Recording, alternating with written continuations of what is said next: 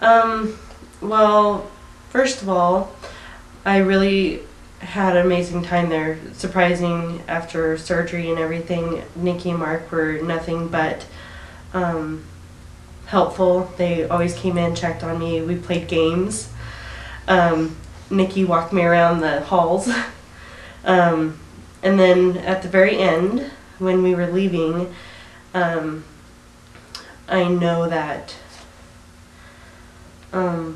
it was really tough for Nikki because she was really upset. She felt like she was hurting us, and I guess I kind of comforted her, you know, because this is what I decided to do. I mean, it was no going back.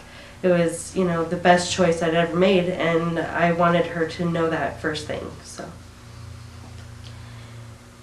And as she said, I struggled. We got to the hospital about 10 hours after Emma was born. She was supposed to be born in the morning, but she decided to come at midnight. And the birth father had expressed to us that he wanted some time alone with the baby before we got there without pressure, you know, knowing that we were waiting to see her too. So we respected that. So we got there in the morning, and seeing the raw emotion from him was really hard for me,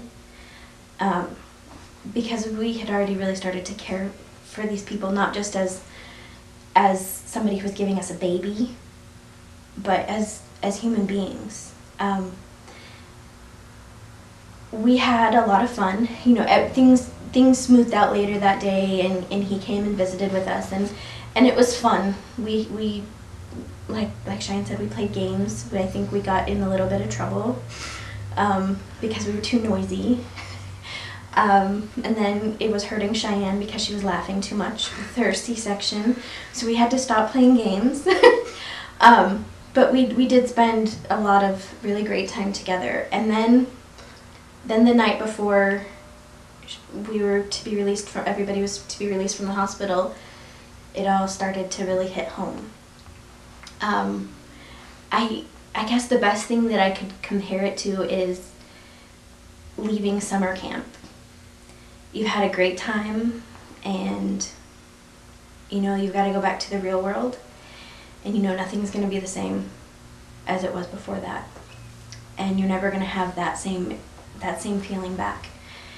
And then the final day, the day that we were supposed to leave, it's like it really, you know, I talked to one of the nurses, and she gave me some great advice, and she said some sweet things to Cheyenne too, I know.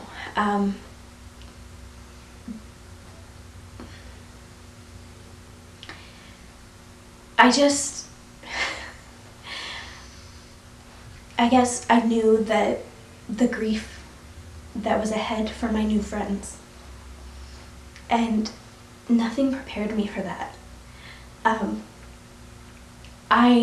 I think I probably grieved more in that time than they did. Like Cheyenne said, she was comforting me, and I thought, how messed up is this? This is not right. And I cried for 2 days. I thought this was going to be the happiest time of my life, bringing home this baby that I've waited so long for. And all I could think about was what my new friends were going through. And it was hard. And I remember calling my friend who has an open adoption as well, and I said, it's not always going to feel like this, right? And I don't know how she could hear me through my sobbing. But she said, no, it's not always going to feel like this. It will get better. It will get better for everyone. And it did.